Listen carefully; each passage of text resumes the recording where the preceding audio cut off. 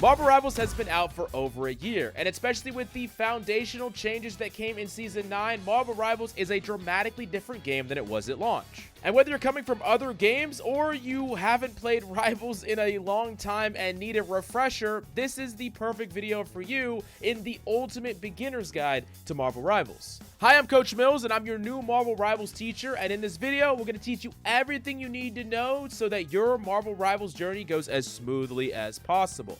Now, after the video, if you want to learn more about the game, take the game more seriously, and climb very quickly, I highly recommend my coaching. It'll be in the links down below where you can get hands-on guidance, and we also have a built academy where you can get consistent coaching and community from many like-minded individuals trying to get better at the game. I recommend you check it out down below, but without further ado, let's jump into the video.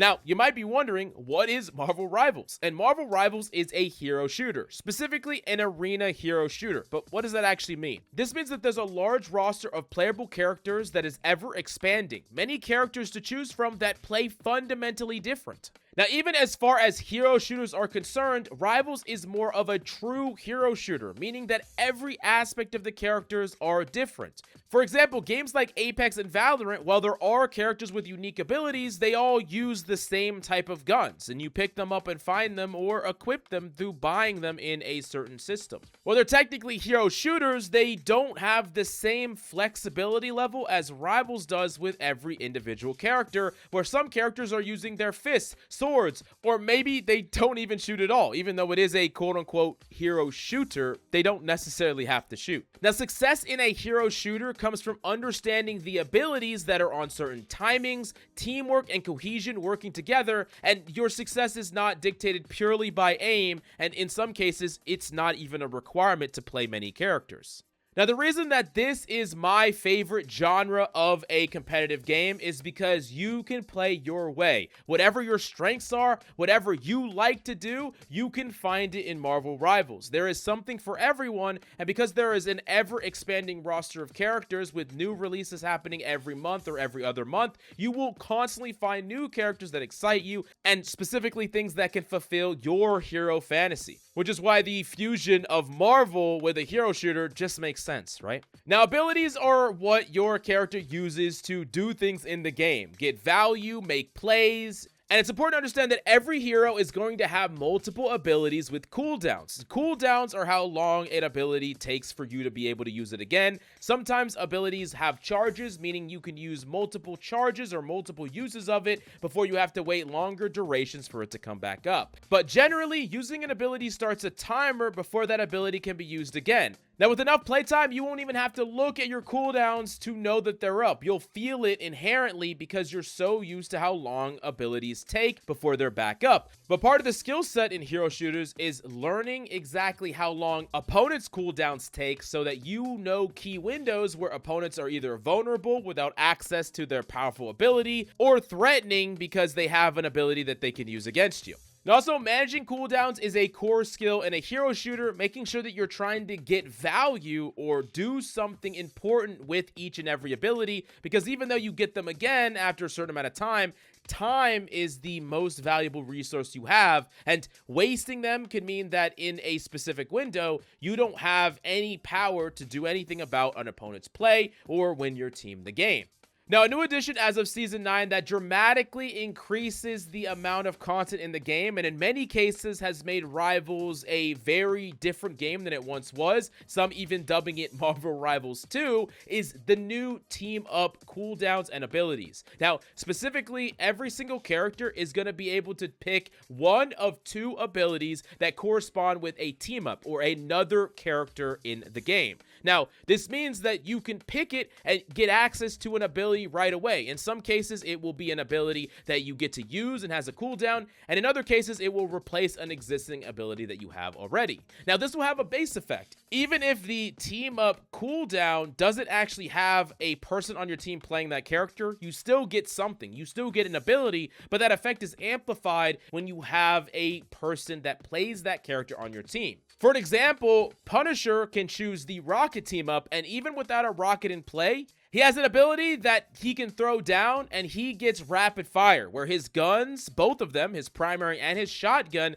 can fire very fast and quickly eradicate an enemy.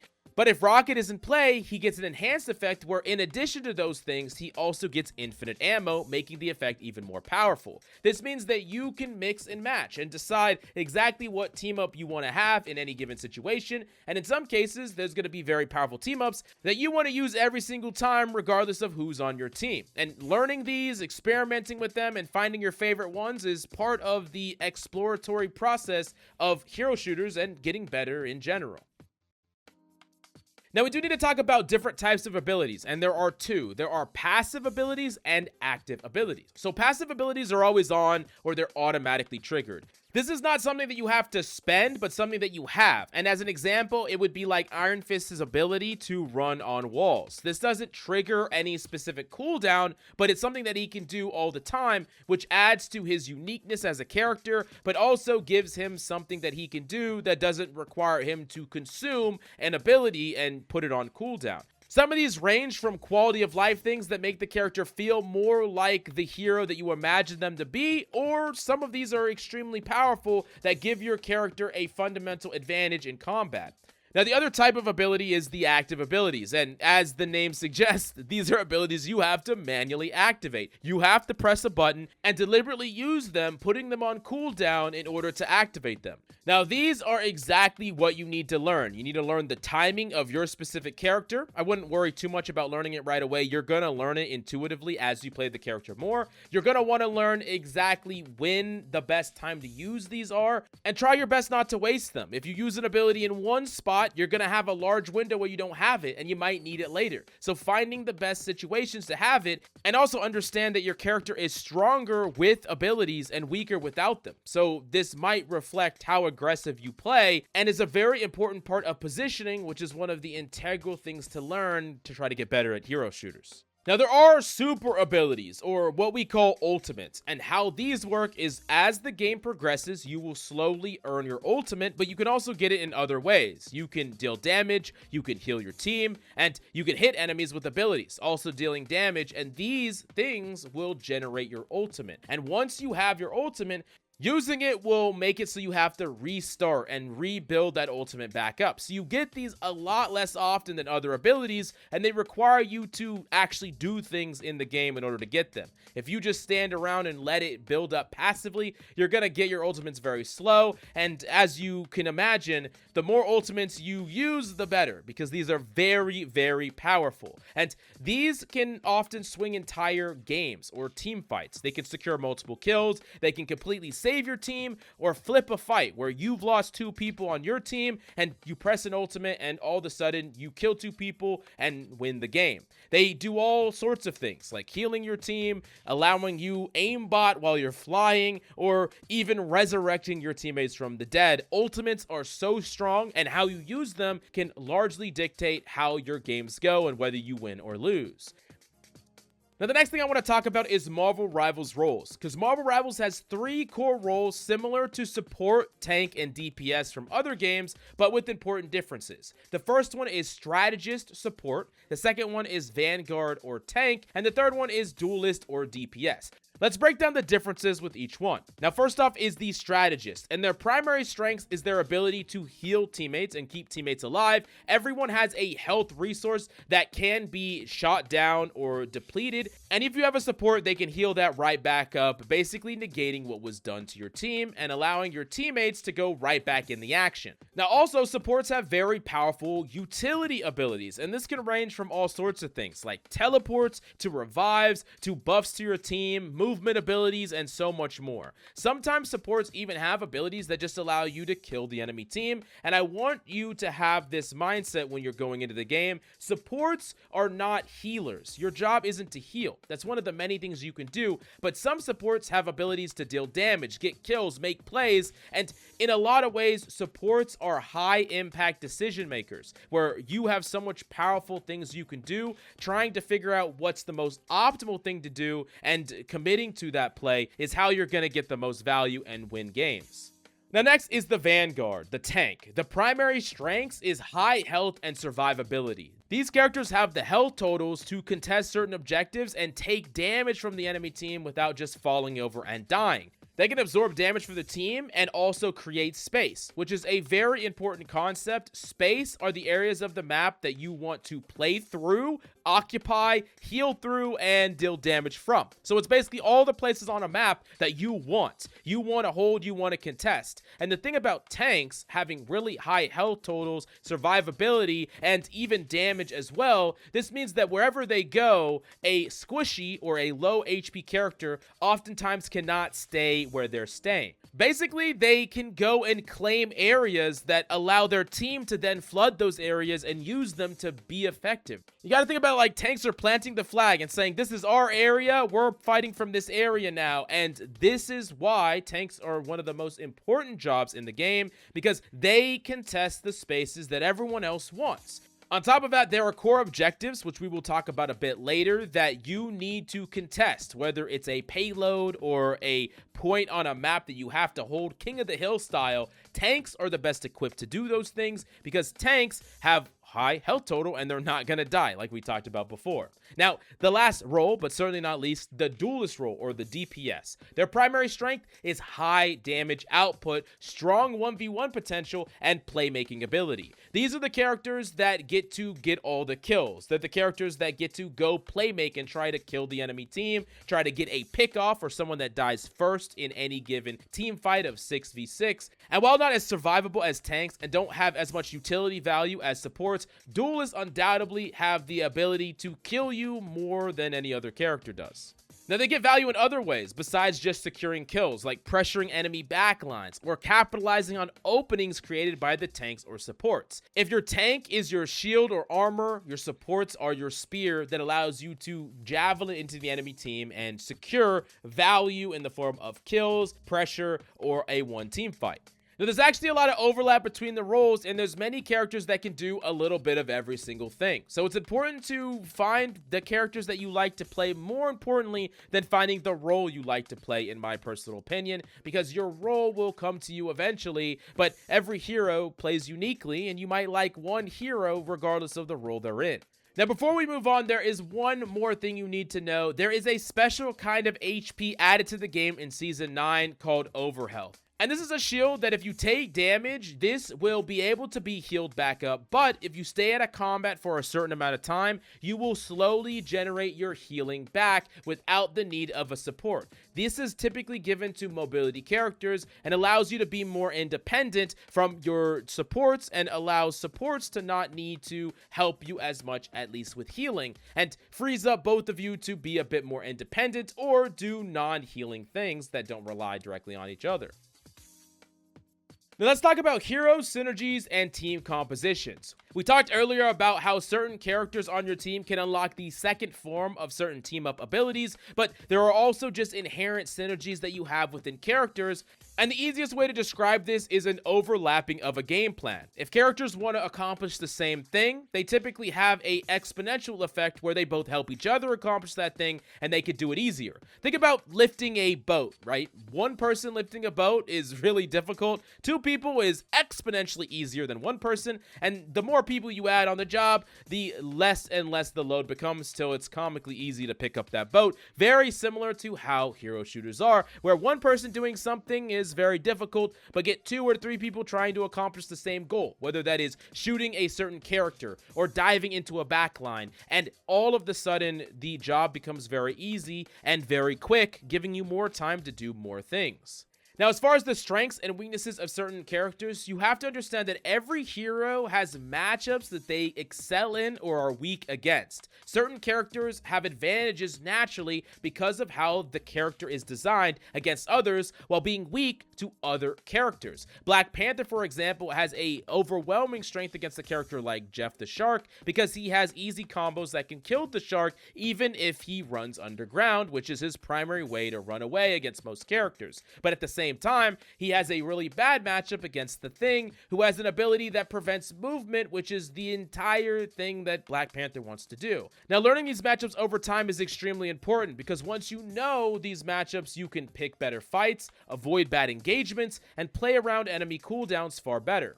Now let's talk about team compositions in Marvel Rivals, because at its core, Rivals is a 6v6 hero shooter, and the common assumption that people have is that you want 2 tanks, 2 supports, and 2 DPS on every single team.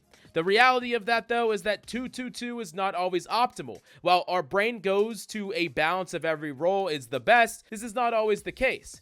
We've had tons of metas in the past centered around stuff like triple tank, or triple support, or single dive tank compositions, or even triple DPS in some cases can be more effective if you need more damage to deal with certain things, like a triple tank composition or a bunker. I would just recommend experimenting, see what works, and don't limit your mind to being forced to play this game in one particular way, because there are infinite possibilities when it comes to building a good team composition, and at the end of the day, it doesn't matter how your comp looks. If you win the game, you win the game. That being said, there are going to be good and bad compositions based on what your comp needs. As an example, some supports don't heal a lot, like Adam or even Loki, and they typically want to be paired with 2 supports or a support that has a burst amount of healing. This might not be felt in every composition, but if you have a character that requires a lot of healing to stay alive, like a Groot, you will definitely feel having an Adam as your second support. Think a bit critically, be flexible, and try to explore what is possible when building compositions in Rivals, although there is one type of composition I will never recommend, and it's one with no supports. That's not going to work, but everything else, it might, so limit test it and see what happens. Now, a question I always get is, how do I choose my main? A lot of people want to find the perfect character that fits them, so what's the best way to do it? Now, my number one recommendation is to try everything first. Just like finding your favorite food, if you don't try it, you don't know if you're going to like it, so you got to try everything to see what you'll like. Now, playing every hero is going to help you in the long run, because it's going to help you better understand enemy cooldowns and abilities, play around those cooldowns to make smarter decisions, and ultimately understand the game holistically far better than you did before. So even if you don't end up maining these characters, in the long run, it's going to help you to at least play a couple hours into every single one. And this is what a hero shooter is all about. So embrace it, have fun with it, and I promise you it's going to be a blast. This is some of the best time you'll ever have in Rivals. Now, another thing is, while it's nice to learn and specialize in a few characters, you want to be flexible, especially as you start to climb a ranked competitive ladder. At higher ranks, heroes can be banned, one tricking can get hard countered, and you can no longer play your comfort pick. So my recommendation is to have at least 3 to 4 heroes that you're comfortable with, ideally very, very competent with, so you always have something to fall back on, whether you're getting countered, whether you're getting banned, or you're just having an off day with a certain hero. As a general rule of thumb, the more flexible you are, the more tools you have to deal with certain characters, and the better compositions you can build. But trying to be too flexible oftentimes can make you pretty mid at a lot of different characters. So you want to make sure that you have some characters that you're very confident in your ability to get consistent value with, and make sure that you master at least a few of them. Now, my one piece of advice I'll give you is to ignore tier lists mostly. I know I make a lot of tier lists on this channel, so you should only watch mine. No, I'm just kidding. Tier lists are mostly fun, but they're often misleading. Any hero in the entire game can reach the highest ranks of play, and skills and understanding matter a lot more than just the raw power of a character. Tier lists are going to be only applicable to the highest of tiers, or really they're just fun, because everyone has different opinions about what is the best and worst characters in the game. They are not something to tell you what you should or should not play. The worst characters on anyone's tier list can absolutely dominate and carry a lobby to the very highest ranks. So just try to watch them only just for fun and jest, but do not adhere to them like there's something that is more important than just that, an entertaining video. Now, as far as picking those heroes, you want to choose heroes that you find cool, fun, and interesting. I think a lot of people want to pick what is good right away, but I promise you when you're getting started, if you learn a character, you will be good, and that character will be good in the games you're playing. So find the characters, your favorite heroes, things that you find interesting, and just play those characters. And even though there's nothing inherently wrong with playing meta, I do think it's really cool when you become great on a non-meta hero. And that can actually be an advantage when enemies don't know how to deal with you because they don't have enough data playing up against a good X, Y, and Z character that they don't see on a consistent basis.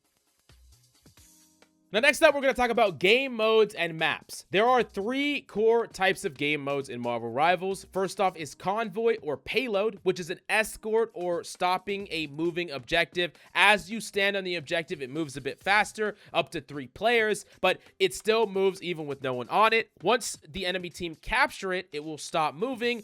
And once you get to certain checkpoints, it will change your spawns and typically open up different parts of the map.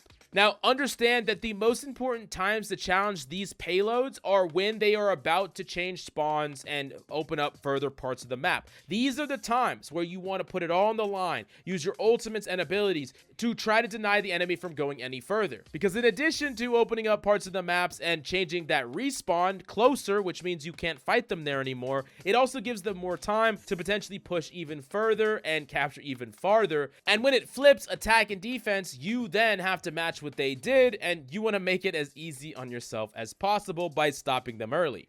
Now, the next one is Domination or King of the Hill. There will be a certain point or objective that you have to control, and if you are standing on it with an enemy, no one will capture the objective. But the second your team is on there while the enemy team is dead, you will control it. The first one to 100% wins. If they kill you, they could take it back, and their percentage will begin to push up. You have to completely wipe the enemy team or get them off the point in order to cap, and typically this creates a lot of interesting dynamics where you need to contest certain areas, and you can't leave it, but you might be at a disadvantage not giving ground or giving space.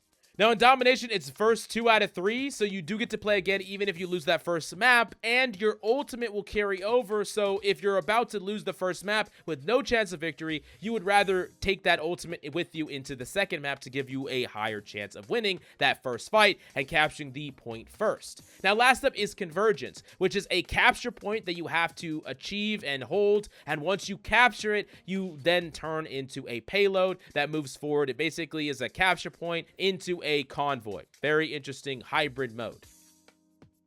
Now, the next thing that we have to talk about is map awareness. The first thing you need to understand is that there are health packs spread throughout maps all across the place, and learning these really helps you in a lot of situations. Grabbing a health pack will give you a big burst of healing, and healing given to you over time, which means that you can come back to full health or get a lot more healthy without the need of your supports, and even in isolated positions far away from your team. Also, learning these can help you in 1v1 situations where you can grab it in the middle of a fight. It can help you escape out of situations you otherwise would have died, and it can help you extend fights even without the help of your supports. Learning these is very important because you could chase someone around the corner, they're 1 HP and you're at half HP, thinking you're going to win the fight. They run right into a health pack, and now they are the ones with the HP advantage, and you are the one that is walking right to death.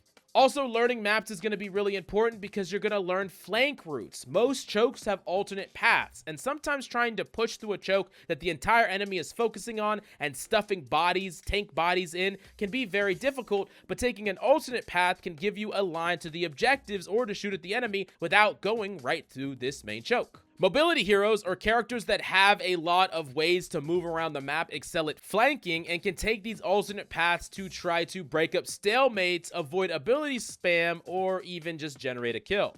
Now, there also is something unique in Marvel Rivals that a lot of hero shooters don't have, and that's destructible environments. Parts of the maps can be destroyed, and there is typically a button you can press whether you're on console or controller, mouse and keyboard, that allows you to see all the areas on the map that are destroyable. And oftentimes, these pieces of cover can be destroyed to force enemies out of strong positions or create new routes that you can navigate through. And it's also very important to know when you're trying to use these as a piece of cover. You could be hiding behind one only for it to get destroyed and you're caught out of position, just going to get shot and killed.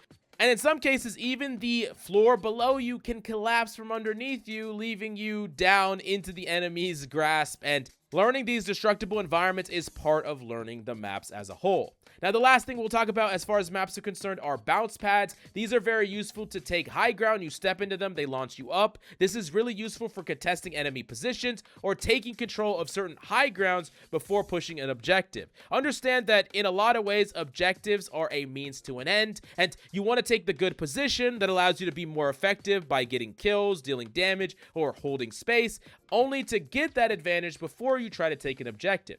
To dive into these concepts more deeply, let's talk about team fights and objectives. So a team fight is what the entire game is about, a series of constant team fighting. And a team fight is when both teams commit abilities, ultimates, and their primary just to trade blows with each other and to see who's last man standing.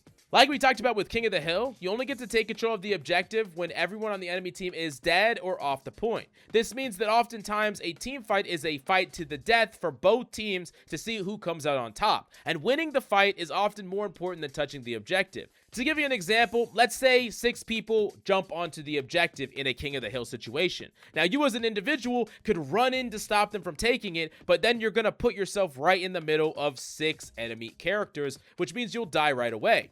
Now, with you being dead, your team of 5 people have to try to overcome the numbers disadvantage up against 6 people without the help of you in the team fight that's about to happen, which gives them a huge disadvantage. It would be better for you to not try to contest them from capping the objective, stay with your team, fight them together as 6 players and potentially win, wiping them and taking the objective for yourself. It reminds me of the phrase, "we lost the battle but won the war." Like, giving up 5 to 10% of the objective cap is a lot better than losing the fight entirely and giving up 40 or 50% of the objective cap.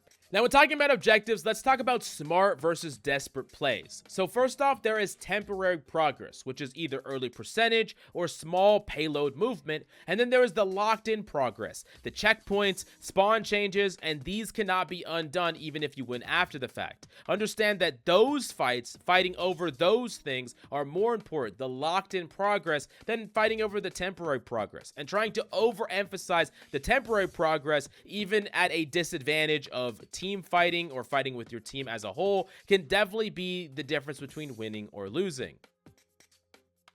Now, moving on, let's talk about the core of Marvel Rivals, which is that it's a team-based game. If you want to succeed, you need to play together and work with your team as much as possible. A hero shooter, unlike every other genre, rewards communication and coordination more than any other type of competitive game. Focus fire wins team fights. As an example, a tank with high HP totals, 500, 600, 700. That character is going to take a long time to die, getting shot by even one person. But imagine if 2, 3, 4 people shoot at that same target. It doesn't matter if they're getting healed, they will fall over and die immediately. And then collectively, you can move on to the next thing. Understand that split damage or trash damage being done to a whole bunch of different people might mean no kills, but focus fire might mean insta kills, which is far more valuable. Now, let's talk about leadership versus following. So in general, with hero shooters, everyone wants to lead. Everyone wants to be the one to say, let's do this, let's do that. But oftentimes, because of a lack of communication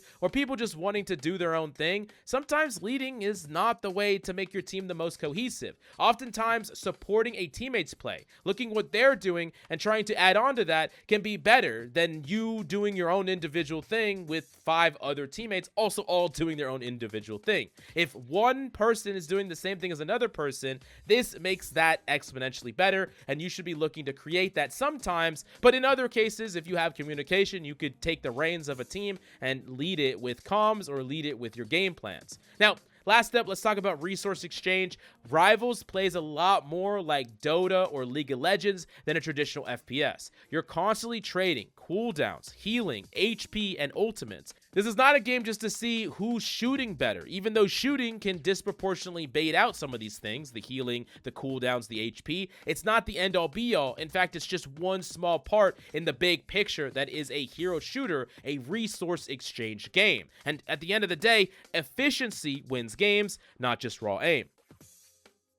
Now let's talk about competition and ranked. So ranks progress from this structure: bronze, silver, gold, platinum, diamond, grandmaster, celestial, eternity, and one above all, which is top 500. Every single category is going to have 3 ranks that you progress through, from rank 3, let's say bronze 3, to bronze 1. Once you rank past that, you will rank it to the next rank, silver. And bronze and silver are grouped up as far as rules are concerned, but in general, you can only queue with players in adjacent ranks. So a bronze player cannot queue with a diamond player, but a gold player can queue with a platinum player. Now, ultimately, what this is trying to do is prevent extreme skill gaps between players. You don't want someone coming down from a very high rank and ruining the competitive integrity for players in the lower elos. Now, there also is the concept of Chrono Shields, which is a rank protection, and this is only given to players in gold and below. This allows you to be protected from an immediate demotion, and you must lose twice at 0 to D-rank. Chrono Shields are fun and sometimes can prevent you from feeling frustrated, but they're not the most competitive system, and as you get to the higher elos, they don't include this system at all because you lose rank, and if you win, you gain rank. If you want to climb to the highest ranks in this game, you gotta win a lot of freaking games.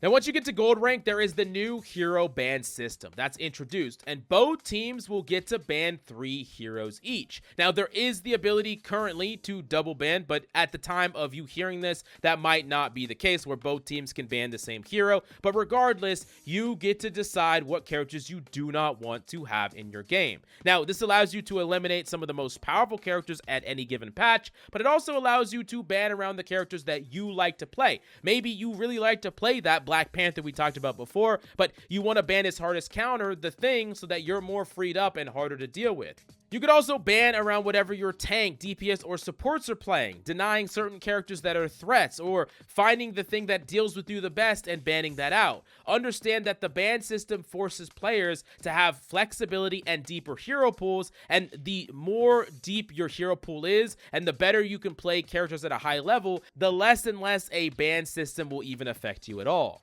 Now, if this seemed like a lot, don't worry, you're going to be just fine. Explore the entire roster of characters. Enjoy learning about the game. I'm just so excited that you get to try and play Marvel Rivals because especially when you're just starting, it's some of the most fun you can have, period, out of any game. And as a final conclusion, Marvel Rivals is mostly about team play, resources, and smart decisions. Learn the systems, play what you enjoy, and you will improve over time.